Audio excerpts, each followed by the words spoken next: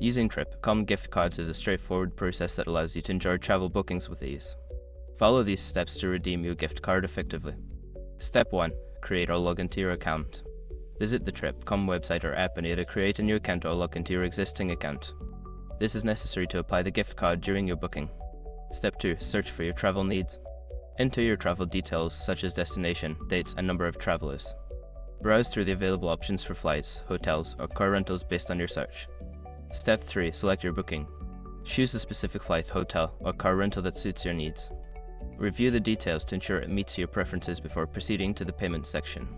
Step 4. Enter gift card information. In the payment section, look for the option to apply a gift card.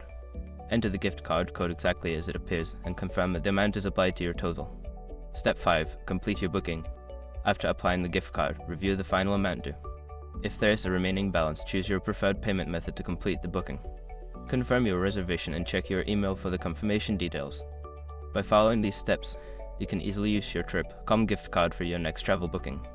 Enjoy your trip.